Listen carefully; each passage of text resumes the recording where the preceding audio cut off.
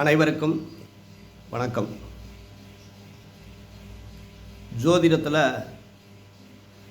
மாந்தி, இந்த மாந்தியை தமிழ்நாட்டில் யாரும் அதிகம் பயன்படுத்துவதில்லை. மாந்தி என்பது உபகோள்களாக இருந்தாலும் நவகிரகத்தை விட அதிக பலம் பொருந்திய கோளில் மாந்தியும் ஒன்று. இந்த மாந்தி அப்படிங்கிறது உங்களுடைய லக்னத்துக்கு 11ஆம் இடத்துல இருந்தால் மட்டும்தான் நல்லதை பண்ணும். ஒரு ஜாதகத்தில் மாந்தி தனித்து இருந்தால் செய்யக்கூடிய கெடுபலன் அப்படிங்கிறது ஒரு 50%,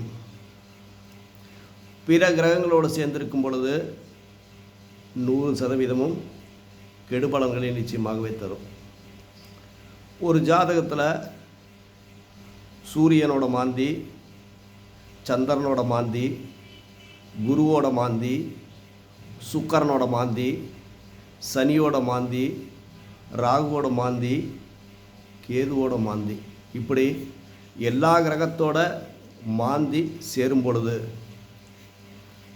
இங்கு மாந்தி தான் அதிக பலத்தோட தன்னுடைய பலனை நிச்சயமாக வெளிப்படுத்துவார்.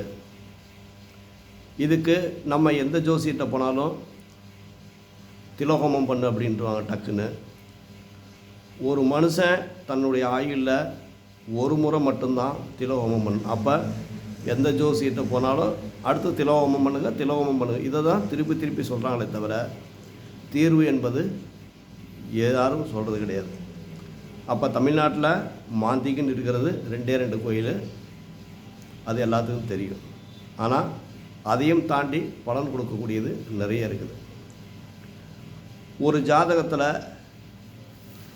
சூரியனோடு மாந்தி, இந்த சூரியனோட மாந்தி அப்படிங்கிறது தகப்பனார் வழியில் செய்த பாவங்களை சுட்டி காட்டக்கூடியது. அப்போ சூரியன் என்பது 6 வருஷம்.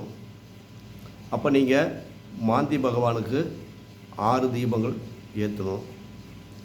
அடுத்தது சந்திரனோட மாந்தி, அப்போ சந்திரன் 10 வருஷம் அப்படிங்கிறப்ப 10 தீபங்களும், செவ்வாய் அப்படிங்கிறது 7 வருஷம் 7 தீபங்களும், அடுத்து குரு பகவான் அப்படிங்கிறது 16 வருஷங்கிறப்ப 16 தீபமும். அப்போ இப்படி எல்லா நவகிரகங்களும் அவர்களுடைய வருடக்கணக்கில் வைத்து தீபங்கள் ஏற்ற வேண்டும்.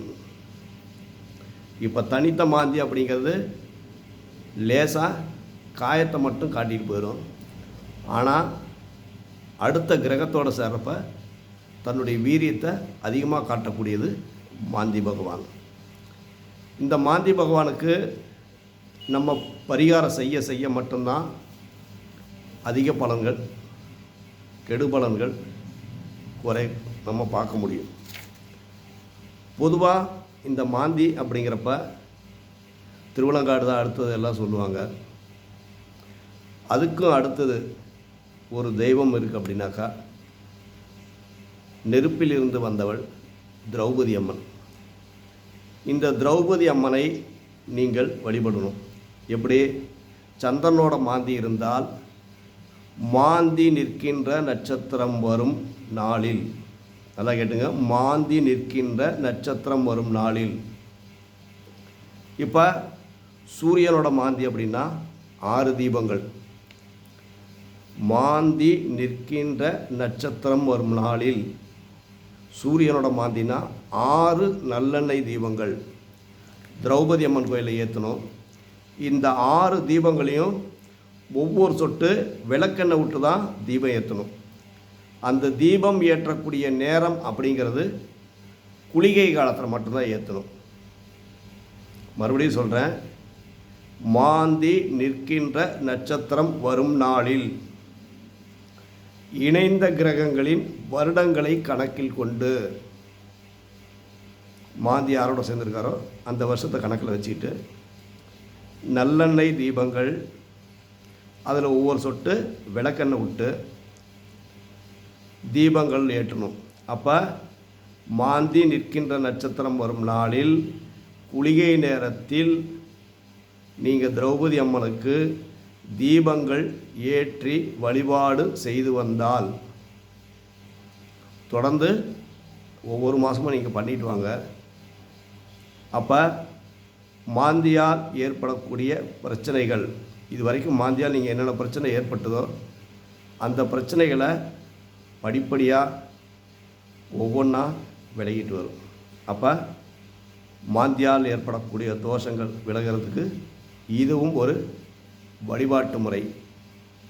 நம்ம வீடியோ பிடிச்சிருந்தால் லைக் பண்ணுங்கள், மறக்காமல் ஷேர் பண்ணுங்கள், சப்ஸ்கிரைப் பண்ணுங்கள், பெல் பட்டன் அழுத்துங்க. நன்றி, வணக்கம்.